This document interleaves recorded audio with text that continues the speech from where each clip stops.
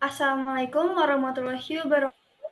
Selamat pagi Ibu Lilik dan teman-teman. Kami dari kelompok 3 ingin mempresentasikan kasus yang terkait dengan terutang pajak. Di sini kasus yang kami ambil adalah faktur fiktif dari PT SBI.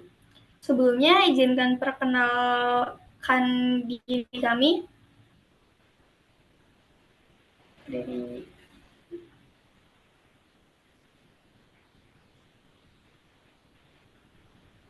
Perkenalkan, nama saya Nadine Gracia Sela Borgesang dengan NIM terakhir 088.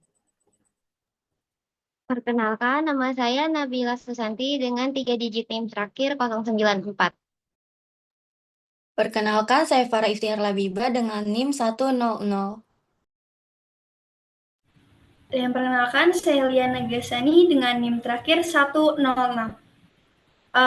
Bisa langsung dimulai aja ke materi kita, dimulai dari latar belakang kasusnya.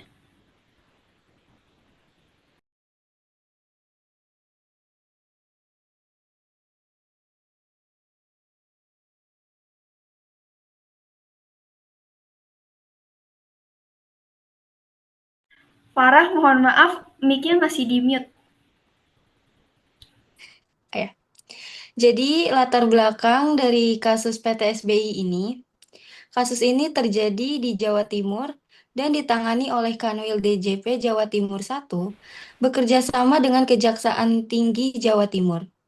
Pelakunya adalah Direktur PT SBI berinisial B dengan pelanggaran yang terjadi pada periode 2013 hingga 2015. Dari hasil penyidikan, tindakan tersebut menimbulkan kerugian negara sekitar 890 juta. Berkas perkara dinyatakan lengkap atau P21 dan kini sudah dilimpahkan ke tahap penuntutan. Maksud dari P21 adalah kode formulir yang digunakan dalam proses hukum pidana untuk menandakan bahwa berkas perkara hasil penyidikan sudah lengkap dan siap dilimpahkan ke kejaksaan untuk tahap penuntutan. Jika sebuah perkara dinyatakan P21, artinya jaksa penuntut umum telah menyatakan hasil penyidikan sudah sesuai dengan syarat dan memadai, sehingga penyidik dapat menyerahkan tersangka dan barang bukti kepada jaksa untuk dilanjutkan ke persidangan. Next.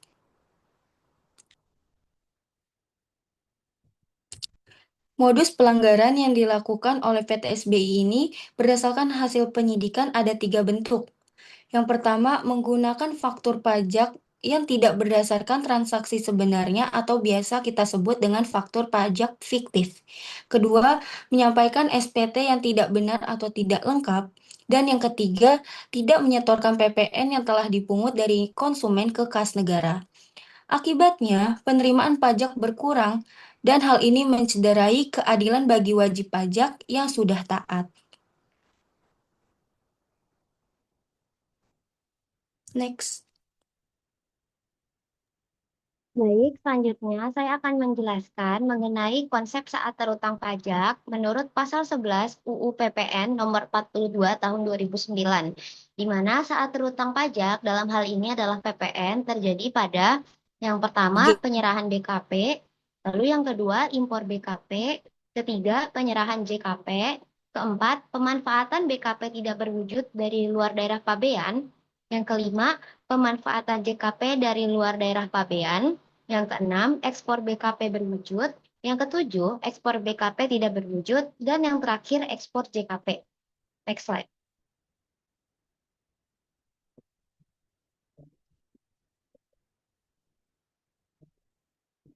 Next slide.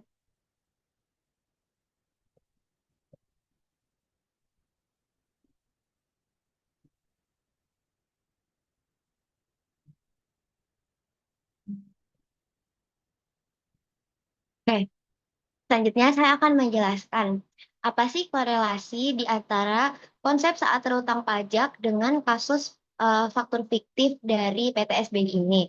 Nah, jadi perlu diketahui teman-teman sebelumnya, tadi kan saya sudah menjelaskan mengenai konsep saat terutang pajak, yaitu di antaranya adalah terjadi penyerahan BKP ataupun JKP, baik dari tangan pertama ataupun ke tangan ketiga atau pihak ketiga. di mana faktur pajak fiktif ini merupakan faktur yang dibuat secara manipulasi atau tidak nyata berdasarkan transaksi yang tidak ada sebenarnya. Jadi transaksinya itu tidak nyata.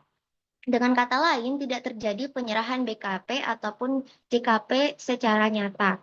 Sehingga jelas ini merupakan salah satu pelanggaran dari konsep saat terutang pajak.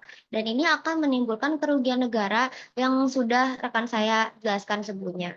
Nah, eh, dengan kata lain, eh, PTSBI ini merupakan kasus pelanggaran pajak yang sangat merugikan negara dan membuat wajib pajak lainnya merasa tidak percaya.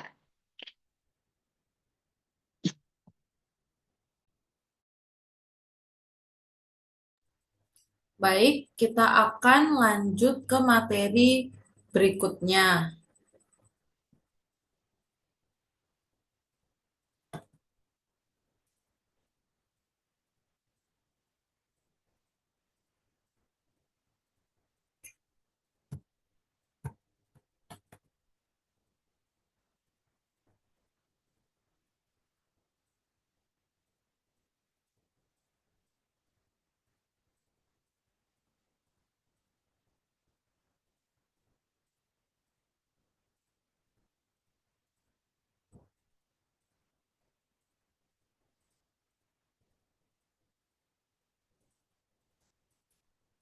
Oke, kita akan masuk kepada perspektif hukum dan etika.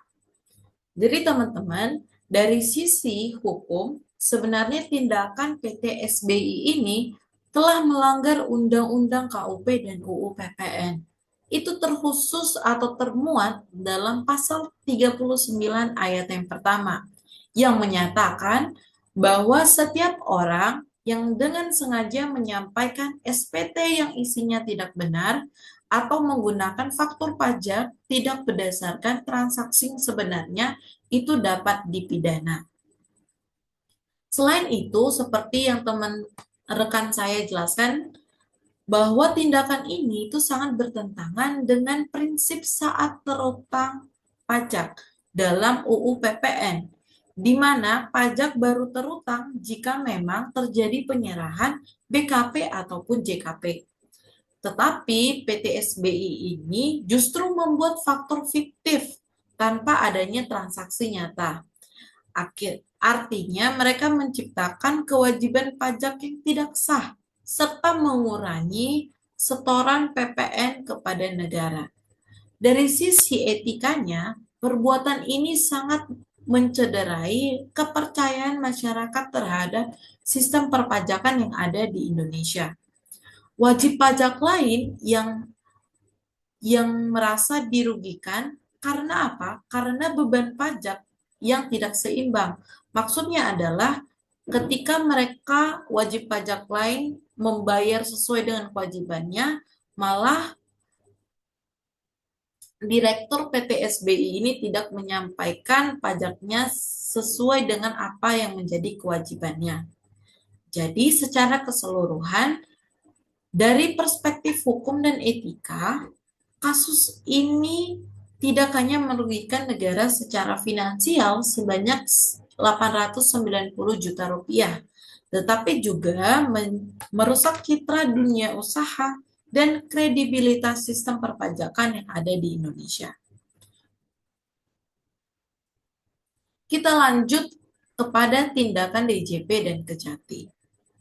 Lalu DJP melalui Kanwil DJP Jawa Timur 1 ataupun kantor wilayahnya melakukan penyidikan intensif melalui PPNS DJP. Setelah melakukan proses penyelidikan, berkas perkara dinyatakan lengkap atau P21 seperti yang disampaikan oleh rekan saya sebelumnya. Berkas dinyatakan P21 ini dinyatakan oleh Kejaksaan Tinggi Jawa Timur. Ini berarti kasusnya siap dilimpahkan untuk proses hukum lebih lanjut. Dari sisi kebijakan, DJP menegaskan komitmennya, yaitu meningkatkan pengawasan dan penindakan terhadap manipulasi pajak, terutama pada penggunaan faktur pajak fiktif. Tujuannya apa? Tujuannya itulah untuk menghukum pelaku. Jadi, tidak hanya menghukum, tetapi juga akan memberikan efek jerah serta mendorong kepatuhan sukarela terhadap wajib pajak lainnya. Jadi kasus bukti ini atau kasus nyata ini itu sebagai bukti bahwa sebenarnya pemerintah itu serius dalam menegakkan hukum perpajakan dan bahwa setiap adanya kecurangan yang dilakukan akan ditindak secara tegas untuk menjaga keadilan serta penerimaan negara.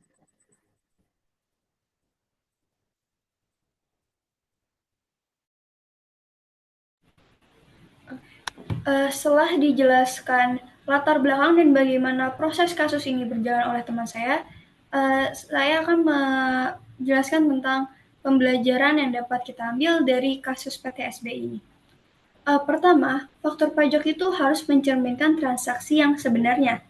Lalu yang kedua, saat hutang PPN itu sangat penting untuk menentukan periode pelaporan dan juga setoran. Lalu yang ketiga, ketidakpatuhan 1 WP dapat berdampak besar bagi negara. Seperti di kasus PTSB ini, negara sudah rugi sebanyak 890 juta. Lalu selanjutnya, penegakan hukum menjadi langkah terakhir apabila langkah administrasi gagal. Boleh di next slide-nya?